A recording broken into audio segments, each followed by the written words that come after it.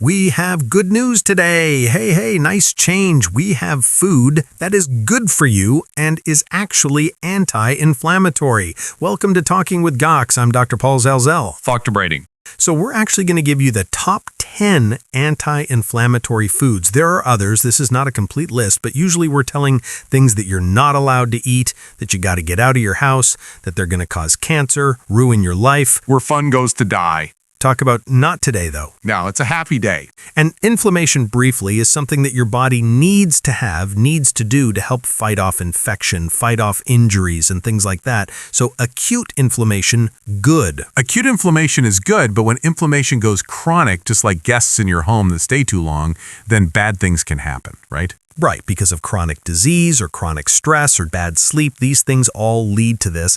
And it seems like every day we're finding out another bad thing that happens when you have chronic inflammation, right? So here we go. Okay, 10 foods you can eat that actually induce your inflammation. We're going to start with fatty fish. Okay, thank you. Omega-3s in fatty fish, known to have anti-inflammatory properties. Yeah, anti-inflammatory and antioxidant, reduce C-reactive protein and other cytokines that lead to this inflammation. So 1 to 2 servings a week is thought to be that adequate amount, anti-everything. And what I would say is a lot of people are like, oh yeah, fish, what about all the heavy metal poisoning? We're going to do a video about heavy metal because it is an issue, but I feel like it's a little fear. As a plant-based eater, so I say, oh, don't eat fish because I think it's not as big of an issue in moderation. But so we'll talk about that later. Heavy metals. Yeah. God rest your soul, Ozzy Osbourne. Yeah. Rest in peace last week, Ozzy. Okay, so number 2 is berries.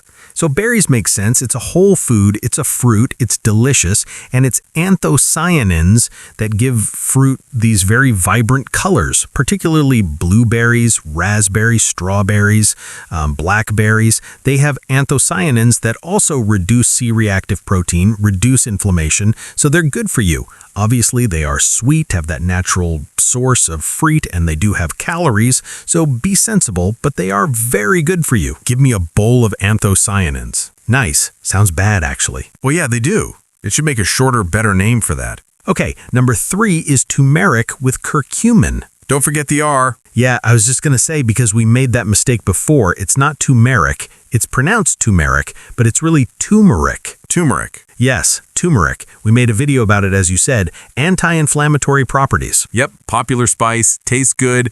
And the real key is that the absorption of curcumin is not very good. So you combine it with black pepper and it increases it like 100 times. So that's why you'll see some of the supplements have those two in combination. In a capsule or something. Okay, number 4 is olive oil. So olive oil has a substance called oleocanthal that actually has very similar properties to ibuprofen. So we have a whole video about olive oil as well. So typically it should be extra virgin, so you want it essentially like most things in your life that you're putting on your plate or putting in your mouth. You want it minimally processed, right? Okay, olive oil. Fine. We'll follow that up with green tea. Yes, green tea. Thank you for the EGCGs in it. Yeah, so epigallocatechin gallate, right? Yeah, ECGs, just like CBGBs. Yeah. A lot of popular bands started. Green tea, very popular and very anti-inflammatory. Yes, so they say estimate even just 1 cup a day can make a significant difference for you. It won't turn you green. It will not turn you green. Although, having said that, green tea doesn't taste the best. I think it's an acquired taste, kind of like scotch. We've talked about scotch. Or matcha, which is like the very concentrated version of green tea. Can reduce your inflammation, though. Very, very good for you. There's certainly a part of a lot of Asian cultures that has shown to be health benefit. So number 6 is leafy greens. This just makes sense. We know that things like spinach and arugula and lettuces have vitamin K, particularly, is the one that really plays significant roles in anti-inflammatory pathways. So eat your leafy greens, just like your mom and your grandma told you. Flavonoids.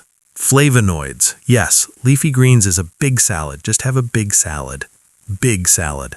and put some berries on it. Yeah. And whether you have this out, do you have yours out at the beginning or at the end? I usually do it at the beginning. Yeah, me too. Debate, yeah. And I think there are some influencers and evidence that have done timing of different foods. And when you fill your stomach, A, you're going to be more full, so you have a lower chance of overeating, but also it can blunt some of the absorption of those refined sugars. So it can help stabilize your glucose. So some cultures have it, though, after. Yeah. Interesting. Right. There you go. Number 7 on the topic of salads is tomatoes. Who loves tomatoes? Tomatoes have lycopene in them, known to have antioxidant properties, and been shown to reduce your inflammatory markers. Is there anything better than growing your own tomatoes? I'm not sure what exactly happens in the stores, but they do something different. You know, I think when we get things out of season, they potentially have to travel a long way or be artificially ripened, but you grow a tomato in your backyard and it is delicious. Little side note about tomatoes. Tomatoes are part of what's called the nightshade group with the peppers and the eggplants. What I would say is that we have a video about this. Nightshades are not inflammatory per se, okay? They do not raise C-reactive protein and tumor necrosis alpha and ESR, but for certain people, they are not tolerated. So if you don't tolerate them, don't eat them, but don't not eat them because you think that they're inflammatory, because they're not, right? Does that make sense? Very much so. Okay. I remember a story, I don't know if it's true or not, but they were working on genetically modifying the tomato to make it square or like a cube to make it packaged easier. Really? If you heard that story, I think I would not buy a square tomato. It'd be so much easier to slice. Yeah, that's what I was just saying. Number 8 is nuts.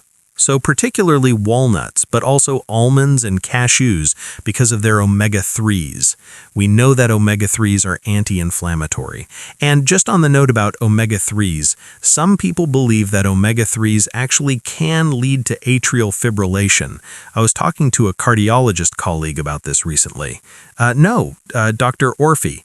And we recognize that supplements, particularly in high doses, can lead to atrial fibrillation, but we're talking like the 4-gram amount. So just be sensible when it comes to omega-3s. Don't overdose. Like anything, they can have consequences if you eat too many. Okay, number 9 is garlic, thanks to its allicin. Who's Allison? She's not going to come near you if you eat a bunch of garlic, I'll tell you that much. But garlic has been known to have anti-inflammatory properties. We've made a video, I think, about garlic in the past. She's not inflammatory. No, anti-inflammatory. And the last one is avocados. So avocados have healthy fats. They have vitamin E. These are both antioxidant and anti-inflammatory and delicious. Who doesn't like guacamole? Get your guac on. Okay, these are 10 things that you gotta get them in you. Okay, get these in you.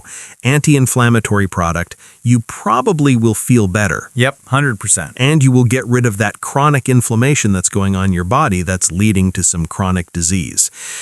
What I would request is that you provide us in the comment section something anti-inflammatory that you eat that is not on this list. Oh yeah, that'd be awesome. And if any anecdotal experience, if you say, oh, I was always having problems with my bunions. I ate a bunch of guacamole. The bunion pain went away. Something like that. Hey, Brad, do you know how many subscribers we have on YouTube now? 1 million. That's right. That's why we're wearing these glasses. If you're a subscriber, thank you very much. If you're not, help us to get to 1,000,001. Thanks to my brother-in-law, Ben, who made these glasses for us. Oh, no way. Yep, on his 3D printer. And if you know where we just stole that script from and the idea to wear these glasses, leave a comment. There's a very common clip you see